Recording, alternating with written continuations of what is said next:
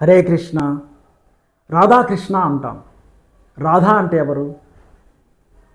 భౌతిక జీవితంలో మనుషులు రాధా అంటే బృందావనంలో గోపి అని, కృష్ణ ప్రేమికురాలని అనుకుంటారు.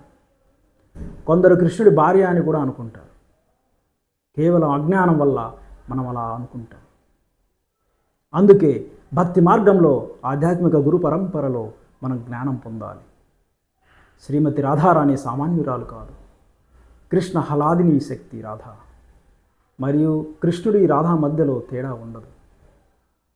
కృష్ణ శక్తి రాధ, రాధా శక్తి కృష్ణ. సూర్యుడు కృష్ణుడైతే సూర్యకాంతి రాధ. ఇద్దరూ ఒకటే, కానీ రెండు శరీరాలతో లీల చేస్తారు. రాధాకృష్ణుడికి ఆనందాన్ని కలిగిస్తుంది. అంతేకాదు, మనం సేవ చేసే ఏ పని అయినా సరే రాధా ద్వారానే శ్రీకృష్ణ పరమాత్ముడికి చేరుతుంది.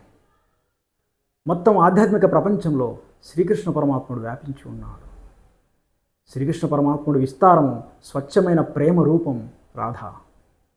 ఒక కణమంతా కూడా వీరి మధ్యలో భౌతిక సంబంధం ఉండదు. అంత స్వచ్ఛమైన ప్రేమమయం రాధాకృష్ణ. కృష్ణ నిజశక్తి రాధ.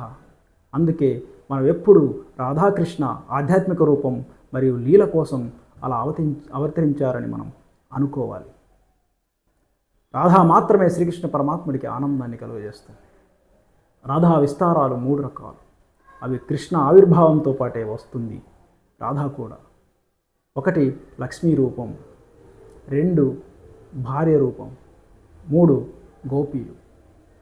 ఈ ముగ్గురి రూపాలకు మూలం రాధా. హరే కృష్ణ అంటే అందులో హరే అంటే రాధా అని అర్థం. ఒకసారి కృష్ణ అంటే దేవతలందరూ మనకు గొడుగు పడతారు. అదే ఒకసారి రాధా అంటే శ్రీకృష్ణ పరమాత్ముడు సైతం మనకు గొడుగు పడడానికి ఆలోచిస్తాడు. అంత ప్రేమమయం రాధారూపం. రాధే రాధే. హరే కృష్ణ.